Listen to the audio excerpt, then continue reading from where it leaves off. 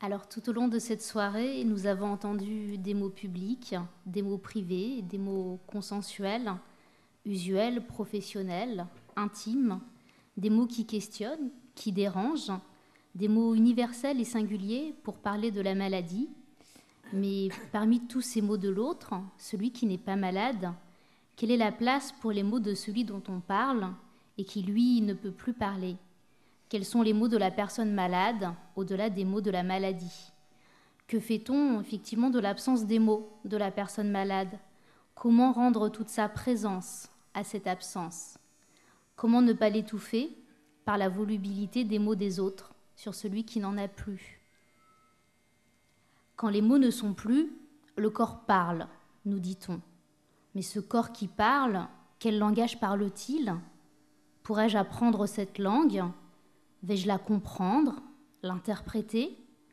Est-ce la même que celle de mon propre corps ? Nos corps pourront-ils s'accorder sans se substituer ? Comment parler au corps qui ne parle plus ? Il parle avec ce qu'il a, ce corps, sa silhouette, sa posture, ses gestes, son odeur, la place qu'il occupe dans l'espace, dans le regard de l'autre, dans son imaginaire, dans ce qu'il symbolise pour lui, et dans sa réalité de corps qui est là, le corps qui souffre, se détend, appelle, perçoit, ressent, le corps qui se bat pour ne pas être oublié, qui résiste, se rétracte, se met entre soi et l'autre. C'est le corps qu'on ne peut pas contourner dans l'embrasure d'une porte de salle à manger d'institution, le corps qui fait obstacle à celui qui ne veut pas voir.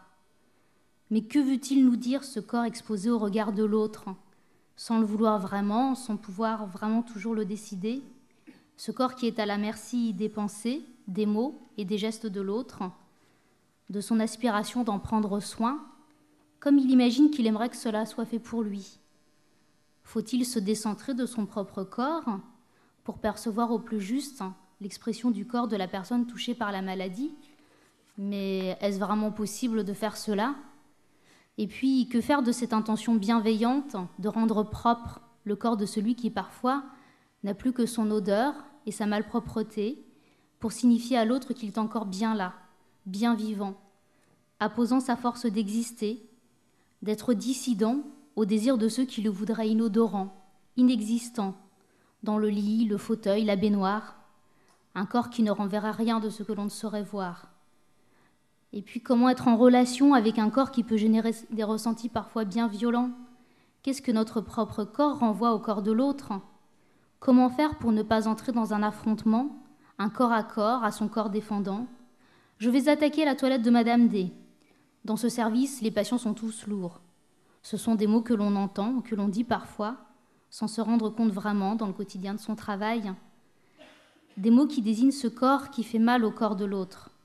Ce poids du corps qui renvoie au poids des mots, la prise en charge, le fardeau, la manutention. Ce corps lourd de sens, de tous ces sens qui emplissent les nôtres. D'un sens lourd par le fait qu'il nous échappe toujours un peu, qu'il ne se laisse prendre, comprendre facilement. Ce corps lourd des angoisses qu'il nous renvoie, de la perte, de la finitude, d'être entre les mains de l'autre, qui ne peut être pris à la légère. Et puis comment échanger, partager avec le corps des personnes malades qui se donnent, qui ne résistent plus ? Que nous disent ces corps-là qui se laissent prendre, manipuler ? Est-ce du consentement, de l'assentiment, du désespoir ou de l'abandon ? Ces corps qui parfois nous apparaissent sans vie, inanimés, qui se laissent glisser du fauteuil, tombent, chutent, se laissent choir, peut-être parce que c'est l'un des rares choix qu'il leur est encore laissé. Ce corps que l'on a laissé tomber, qui nous a laissé tomber. Mais qui est la personne qui habite ce corps ? S'y sent-elle chez elle ou étrangère ? Que ressent-elle ? Ce corps est-il vide ? Est-ce nous qui sommes vides de moyens pour comprendre et communiquer avec lui ? Tant de questionnements finalement que suscite ce corps et qui le rend ainsi d'une présence intense, de par l'absence de ses mots. Ce corps qui parle le langage universel et singulier de la vie, du temps, de la mort, de la relation. Ce corps qui va à l'essentiel et qui ne peut qu'être authentique.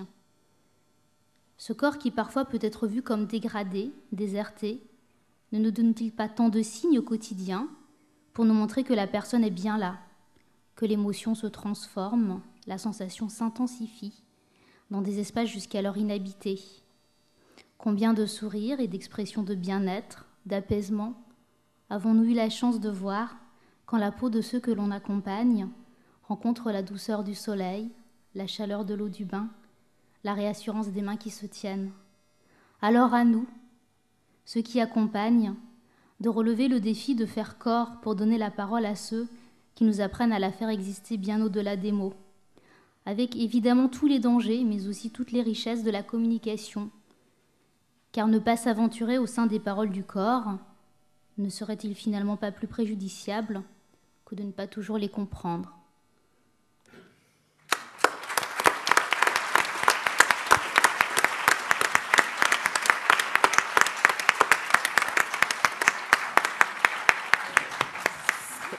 C'est un cadeau, hein? Je vous avais dit que ça valait le coup de rester patient jusque tard le soir avec nous. Voilà.